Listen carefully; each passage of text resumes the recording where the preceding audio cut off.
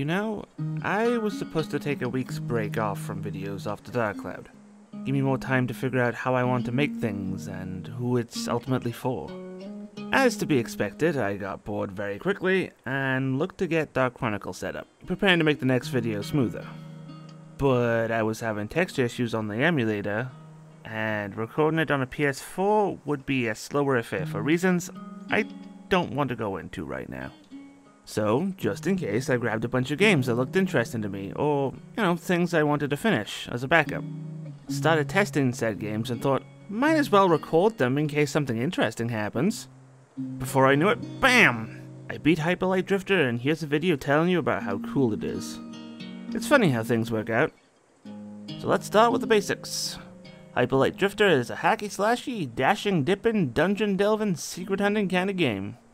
The Steam page describes it as in the vein of the best 16-bit classics with modernized mechanics and much grander scale. And I get what they're trying to say. If Zelda or Alundra, this is the Alundra channel, everything will be compared to Alundra. There is no escaping from Alundra. If those games were a sword, a versatile weapon that comes in many styles and shapes to suit various needs, Hyper Light Drifter is a modern-day arrow. A pinpoint focus on the type of experience it delivers. Cold, ruthless, the beauty of death. Shit, I should have went with gun. Pretend I said gun. Bang. And if you aim your weaponry to the left window, you will see that you are surrounded by the countless bodies of the people who came before you. Should you continue in this direction, you will be eaten by wolves. Fuzzy Air is not responsible for your death, thank you. One of the first things people will notice about the game is the tone. It's not grimdark. There are clearly good people around you, with a sense of some amount of community. Kinda? It's much more melancholic. Tragic events have taken place both in the far past and recent history. The cataclysmic event that left buildings destroyed and littered bodies everywhere. To the genocide of the people to the east. You cannot change what has already transpired. The mood is certainly helped by the restraint shown by the game at times. A whole section of an area might be devoid of life, just to let you sit in the ambient music with your own thoughts.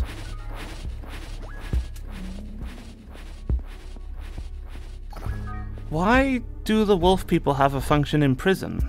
Is it left over from the past and they just occupy it? Bird people have a lot of sacrificial altars.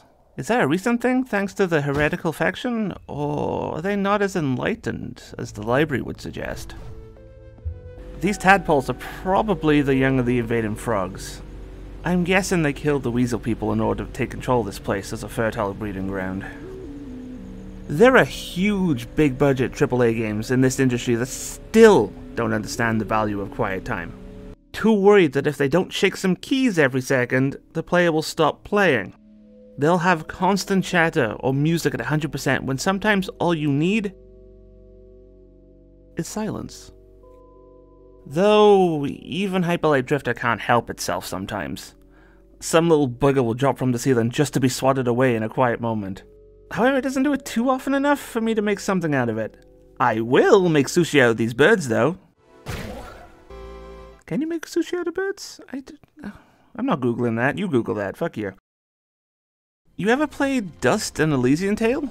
The combat in that game is really simple in terms of what you can do, but it feels and sounds pretty great. And Hyper is...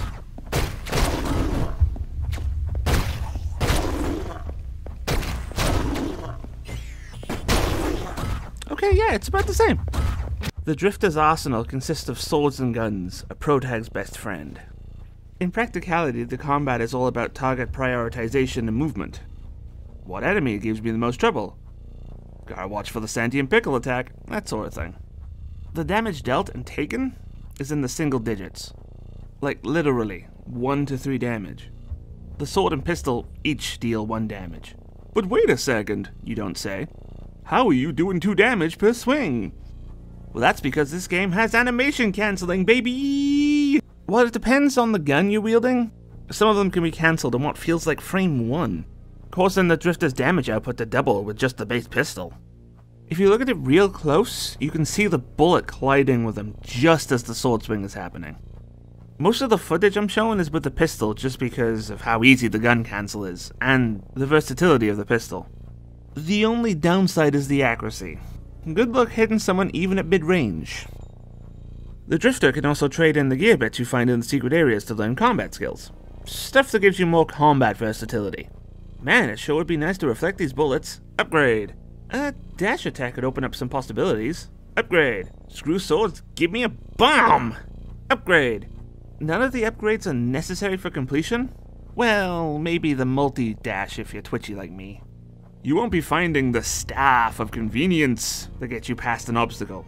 All you'll ever need is your wits and your starting gear. Each area will have a handful of new enemies exclusive to that area, giving the combat more diversity.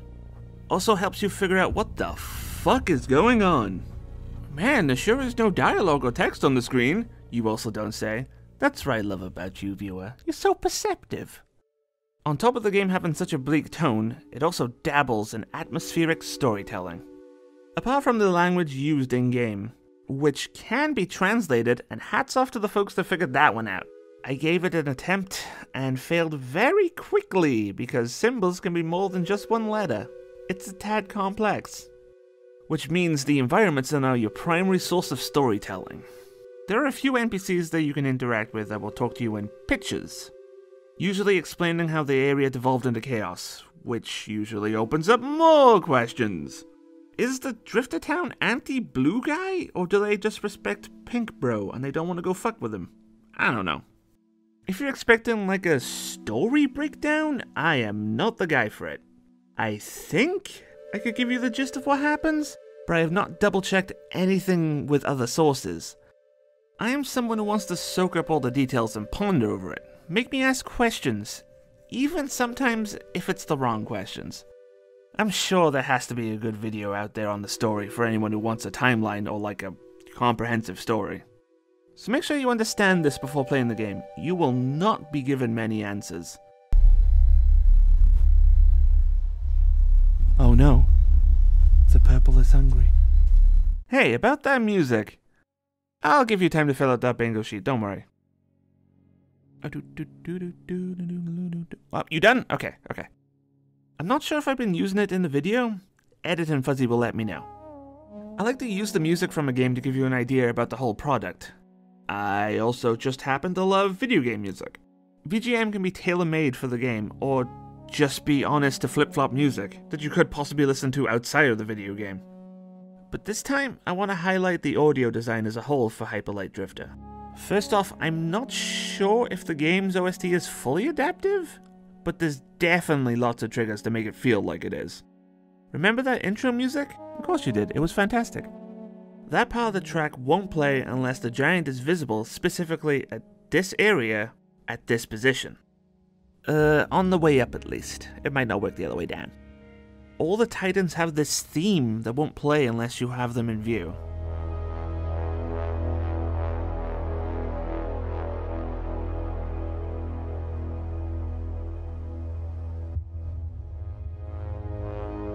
But the real star is the audio design. It's shockingly good, like really good. Let me play you this clip so you have an idea.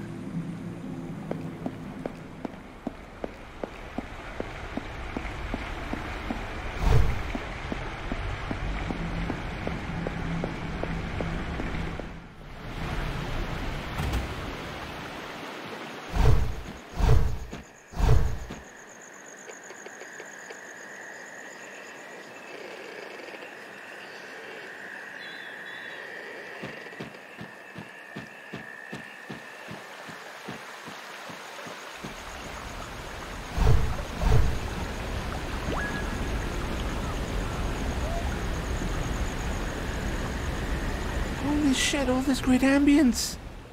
The best part, or worst, depends on your perspective, is until I dropped the music to actually listen to it, I never noticed how good it can be. Now, I'm no sound guy. I can tell you if something is a good sound effect, but why it's good? No clue. Good sound design is invisible. You might not pick up on it, but if it was ever taken away, you would surely notice. I wish the sound effect quality was extended to the enemies. The difficulty and balance of the game for a normal playthrough is pretty good. I had no real issues completing the game.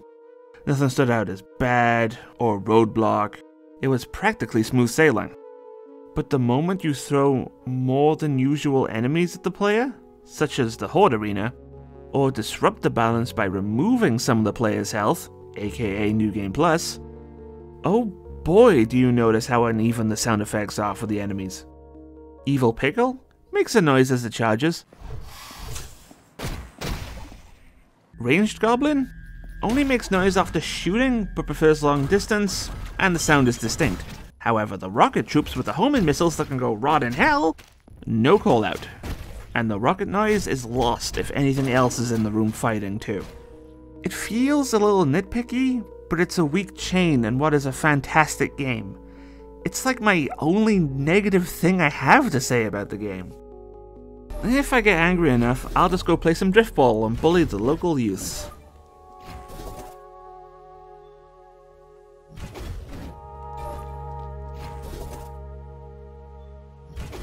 Is what I'm doing cheap? Yes.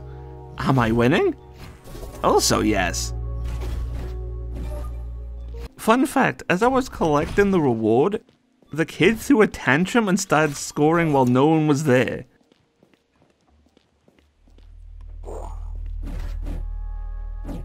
Buggo feature? It was a lovely touch. After beating the game, there is some unlockable modes. We have Boss Rush, a wholesome activity for all the family.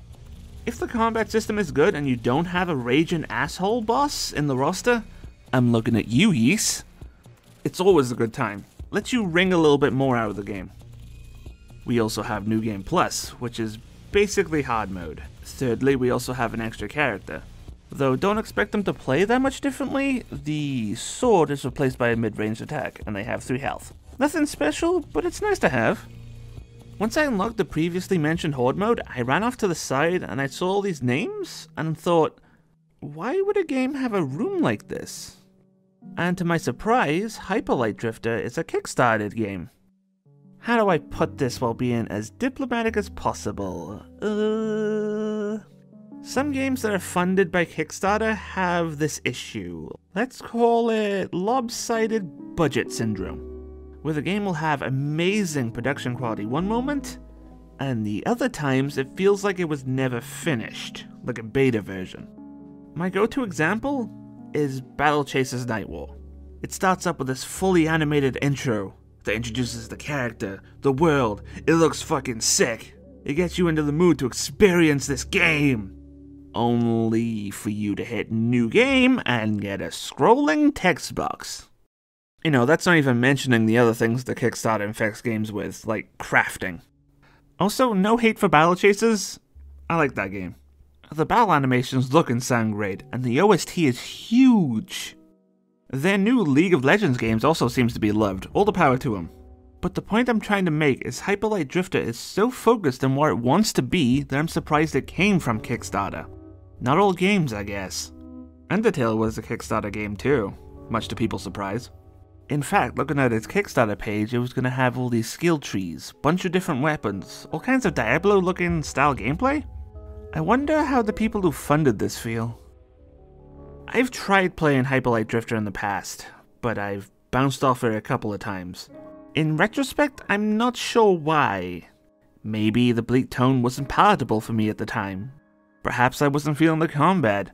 Or, as I'm finding out as I get older, I was just bad at the game. Which is a shame, because nowadays, it really resonated with me. I'm really starting to appreciate the atmosphere that video games create, happy or sad. The effort put into a virtual world that makes me think or feel so many things. I can be content with a well-designed square to hit things in, but it's how the square makes me feel that gets me to come back. Or rhombus. I should have went with rhombus. It's a dime. Shit.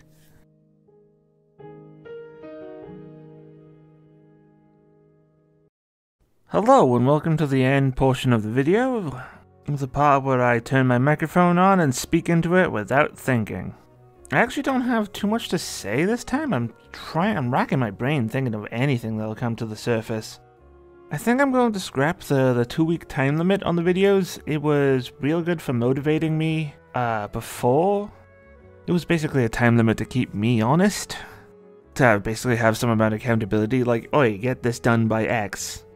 But now the 2 weeks is starting to feel a little restrictive. And so I might just make it like a generic 3 to 4 weeks. Every video, you know, a new video every 3 to 4 weeks. That's what I'm thinking of. Thank you for the lovely comments by people who are not my friends. I feel like there's been at least one comment on all the videos with people just saying nice things. And thank you. Like, I can't change how I feel about the Dark Cloud video. I actually do not like watching it. But like the 1 or 2 comments I did see about it, that's why I was hoping that even if I don't like it, other people will. And I'm real happy about that. Yeah, that's really about it. Next video should be Dark Chronicle. I can't imagine it not be, although right after Dark Chronicle, I'm not gonna make like an action adventure / action RPG video. I think I'm gonna pick something completely different. Maybe like a JRPG or something different on top of that, but that's, we'll see that when we get there. So, thank you very much for watching the video. Peace.